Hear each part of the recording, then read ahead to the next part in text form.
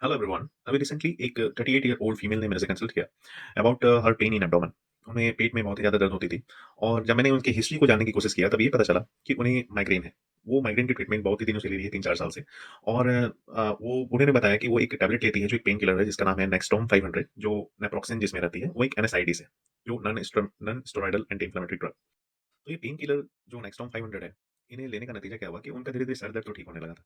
But उन्होंने ये चीज़ एक नोटिस किया, एक सिम्पटम नोटिस किया है कि उनके पेट में काफ़ी ज़्यादा दर्द होती थी, वो रेगुलर बेसिस में होती थी। और उसके साथ-साथ उनके जो सीने में है, वो जलन होती थी। That is we called as the regurgitation और reflux of the acid in the oesophagus. जो फूड पाइप होती है, तो एसिड की जो स्टोमक में हमारे जो एसिड प्रेज़ेंट होती है, उसकी रिगर्गिटेशन होने लगती है, जो उनके नॉर्मल लाइफ़स्टाइल को काफ़ी इफ़ेक्ट कर रही थी और उन्हें उनका एपेटाइट कम हो गया था और उनका वेट लॉस हो रहा था। फिर जब उनका अपर जीआई एंडोस्कोपी हुआ, तो उसमें ये पता चला कि उनको एरोसिव गैस्ट्राइटिस है। हाँ, ये कोई नॉर्मल रिपोर्ट नहीं है। एरोसिव गैस्ट्राइटिस का मतलब ये होता है कि हमारे स्टोमक की जो इनर लाइनिंग होती है, जिसे हम लोग म्यूकोज़ा बोलते हैं, वो म्यूकोज़ा एरोसिव गैस इरो इसका इरोजन हो जाता है। इरोजन का मतलब है कि उसमें घिसावट आने लगती है, जो आगे चल के एक अल्सर बन सकता है।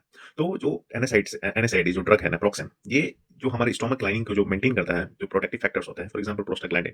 तो ये जो दवाई है, जो पेन किलर है, वो प्रोस्टाग्लैंडिन को इनहिबिट करती है, जिसके कारण म्यूकोज़ा में असर आने लगता है। और एक चीज़ है कि ये एसिड को स्टोमक के एसिड जो हमारे हाइड्रोक्लोरिक एसिड है, उसको भी बढ़ाती है, जिसके कारण और म्यूकोज़ा में जो घिसावट आने लगती है, जिसके कारण ये पूरा अंदर इरोजन हो रही है। आप देख सकते हैं इनका एंडोस्कोपिक रिपोर्ट। तो मेरा इस केस को बताने के पीछे एक ये एम है कि बहुत सारे लोग हैं जो हेडेक में, नी नी जॉइंट पेन में या बैक पेन में हर रोज़ किसी भी एक छोटे से पेन में डिक्लोफेनाक, एसिक्लोफेनाक, इबुप्रोफेन, नेप्रोक्सेन, ये छोटे-छोटे जो ऐसे पेन होते हैं जिसको विदाउट एनी डॉक्टर एडवाइस उसको यूज़ करते हैं और उनका नतीजा बाद में ये होता है कि पेन किलर के कारण हमारे जो पेन है वो सप्रेस होती है, बट अन्य और बीमारी को भी बुलावा दिया जाता है। तो अगर आपको बार-बार पेट में दर्द हो रही हो, एसिडिटी की प्रॉब्लम है, बर्निंग सेंसेशन होती है, नौसिया हो रही है, ब्लैक स्टूल्स पास हो रहे हैं या फिर खून की उल्टी हो रही है, तो आप ये सिम्पटम्स हो, ये रेड फ्लैग्स को आप इग्नोर मत करें।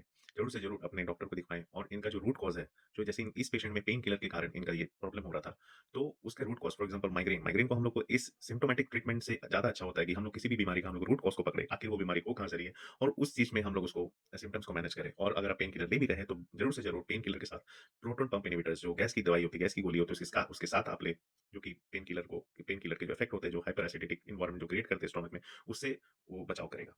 पेन किलर कोई विटामिन की गोली नहीं है। इसे सिर्फ़ आप डॉक्टर की सलाह पर ही और ज़रूरत के हिसाब से ही यूज़ करें। बेवजह इसे यूज़ करना बंद करें, क्योंकि ये बस स्टोमक में ही नहीं, हमारे किडनी को, हमारे लीवर को और भी अन्य ऑर्गन्स को ये बहुत ही ज़्यादा असर करती है।